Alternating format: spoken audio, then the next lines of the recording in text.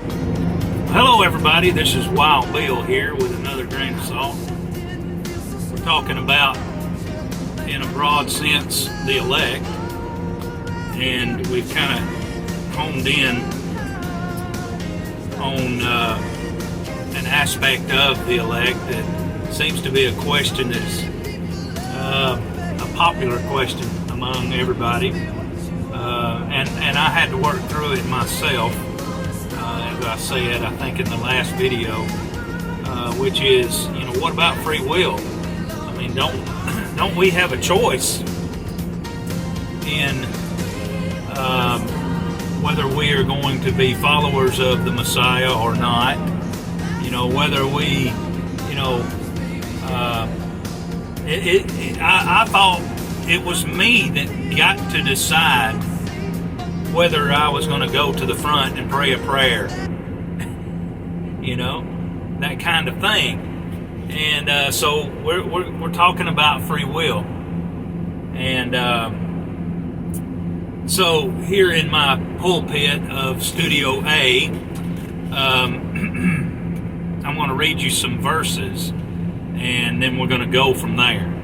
And so just bear with me. But this is kind of the direction that seems like I need to go with this. But in John over there, chapter 13 through 17, this is the portion of Scripture where Jesus and his followers, his 12, beginning with, they were going to celebrate Passover. Just an interesting side note to that. They celebrated Passover the night before the Pharisees and Sadducees had set up to keep Passover. That's another subject for another day, but it is interesting that Jesus kept a different day for Passover with his disciples. Nonetheless, that's not necessarily important to what we're talking about, which is free will. But it was a night, what I would call a night of love. A night of love. Because all through those chapters, it was just love, Jesus declaring and his declaration of the love he had and that the Father had for his followers.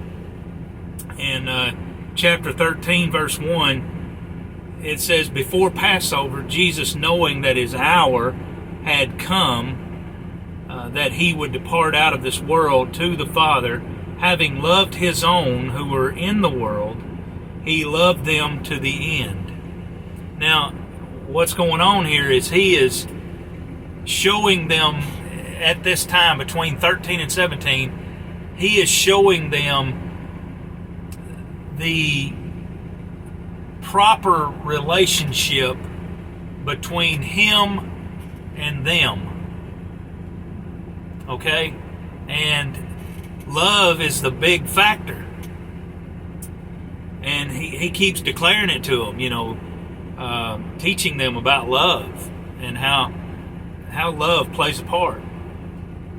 And it says, Jesus, knowing that his hour had come that he would depart out of this world and go to the Father, having loved his own who were in the world, he loved them to the end. Now the Greek alludes right there that word for love them to the end, it means he loved them to the maximum, to the fullest capacity of his heart. God himself was saying, I love you more than you could ever imagine. To the maximum that I can love anything or anybody. I love you that much. Now that's saying something. He goes on, that's 13:1, but in 13:34, It says, "A new commandment I give to you, that you love one another, even as I have loved you." Chapter 14, verse 21. "He who has my commandments and keeps them is the one who loves me. And he who loves me will be loved by my Father, and I will love him and will disclose myself to him." Now, there he's mixing love up with a disclosure. You know, I always joke about showing you one of my 52 cards. I'm letting you see a little bit more into who I am. Well, Jesus is saying the one that keeps my commandments, the ones that do what I tell them to do, and then keeps them and does what I say, that's the person that loves me. That's a distinguishing mark between the superficial believer, superficial follower, the superficial one that superficially, I know I keep using that word, but on the surface they love him. But the way that he can know that you love him is that if you keep his commandments, that's the one that loves him. And he says, "And he who loves me will be loved by my Father, and I will love him and will disclose myself to him." Why would he disclose himself to someone that don't like him, that don't love him, right? Why would you share your most intimate self with someone who does not love you? You wouldn't. We got that from somewhere.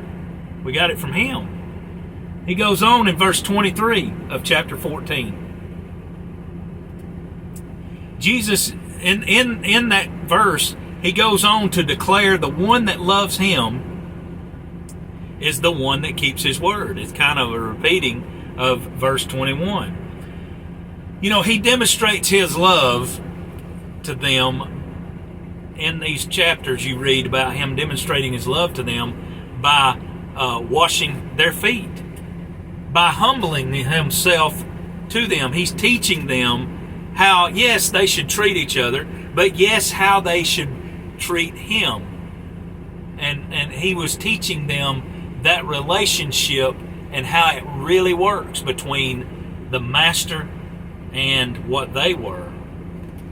Between John 13 and 17, those chapters, he demonstrates and leaves his legacy to all those that are his. He gives promises of his love by pledging to them some things. We're going to talk more about that in the video coming, but stay tuned, okay? I'm going to have to put it in another one, but take everything I'm saying with a grain of salt, and remember the widows, the orphans, and the poor.